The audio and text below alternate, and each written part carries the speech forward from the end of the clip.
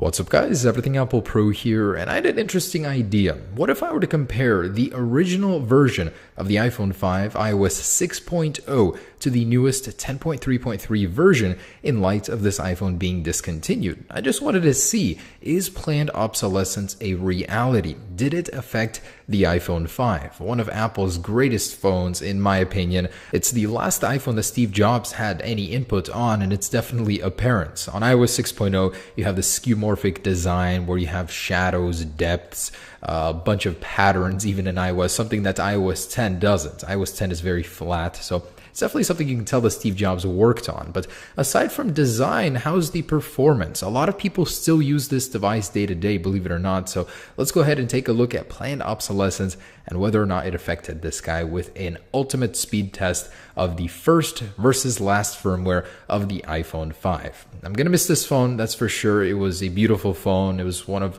my favorites personally. So yeah, let's send it off with a final speed test. All right, so I have one of the very first released iPhone 5s on its original firmware. This was the matte black color we got before the new one with the iPhone 7, and it really is a stunner. Now, the one flaw of it was that it would rub off and you get all this silver underneath, so it wasn't really good condition, but when it was new, this thing looked stunning. So turning it on, you have that old style lock screen, no press to unlock. You actually had the original slide to unlock. It was the last iPhone that Steve Jobs cooperated with and helped build right before he passed, as well as his legacy firmware, iOS 6, with that skeuomorphic design. It's totally reflected everywhere. Docks, you have shadows, you have depth, you have like classic knobs. This button over here lusters when you actually move it.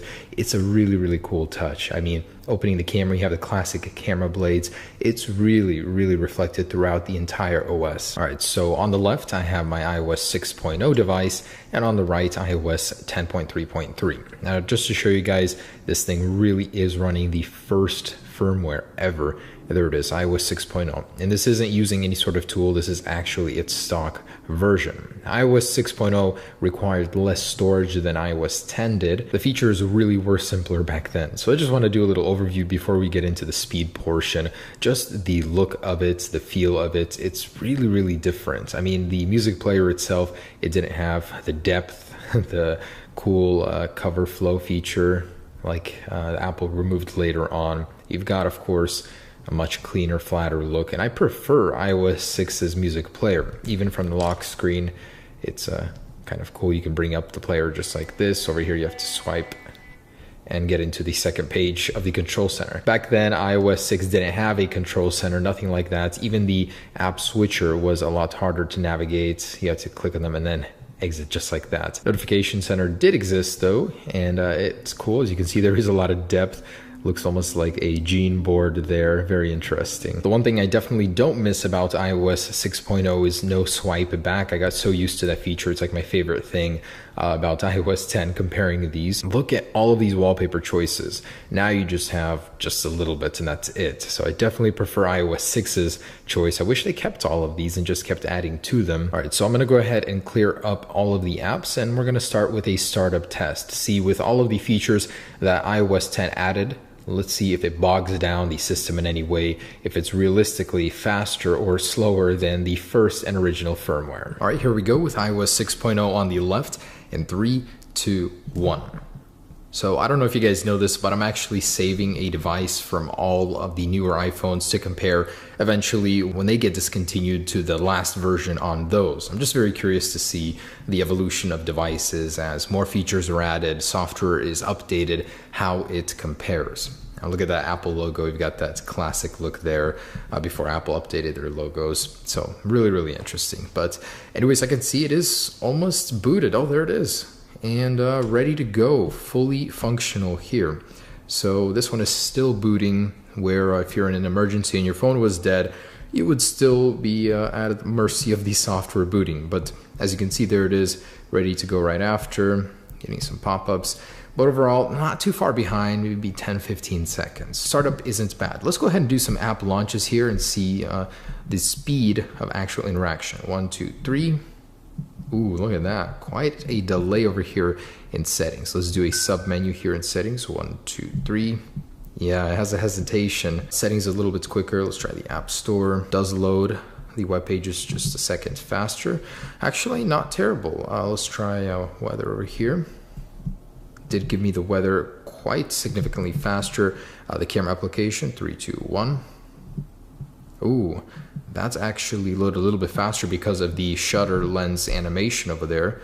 So let's try the app switcher, 1, 2. Ooh, quite a delay on iOS 10. Yeah, interesting. So although it isn't much slower, iOS 10 overall is just a little bit behind. It definitely isn't terrible for all of the new features added. The difference between the 4S on iOS 5 and iOS 9 was way more significant. And the Messages app, 1, 2, 3. Oh, so iOS 6 was faster on that one as well. And the phone app, 1, 2, 3, probably one of the most crucial points. It was ready to go right off the bat on iOS 6.0. So much faster feeling. It definitely is much more fluid. Like things just open, close seemingly much faster than on iOS 6 when they're not preloaded. Over here though, you can exit mid opening. So that definitely helps with the fluidity. And lastly, just the music application, 1, 2, 3. Ready to go on iOS 6.0, much faster. Wow. All right, let's go ahead and get some actual numbers here. I'm gonna get some Geekbenches going and a speed test after that. All right, and here's that result on iOS 10.3.3, iPhone 5, of course, same processor and everything. On the left here, 6.0, we got 1640. So what does that mean? Basically, it was a different time, different test. But iOS 10 did get a higher score overall. This is essentially the combined score of both of these. So iOS 10 is definitely pushing its weight much better than I thought it would. Just a couple more here. And the Antutu benchmark, again, the iPhone 5 outdoes iOS 6. So slightly higher, about 2,000 points higher there. Overall, I am very, very impressed. One last test I wanted to do was to launch Instagram. This is an older version versus a new, but seems as if it's still a little bit faster there. Cool. Very impressed. So unlike the iPhone 4S, iOS 10 actually improved the performance of iOS 6 in some ways, but the overall UI slowed it down. So not too bad. It's a great trade-off for all of the new features. Just a curious test I've been wanting to do for a very long time, a send-off to one of Apple's greatest devices ever, the iPhone 5. I seriously loved this thing when it came out, and it's no wonder. With the skeuomorphic design, it was such a special phone. Thanks for watching, guys. Stay tuned for more videos. Peace.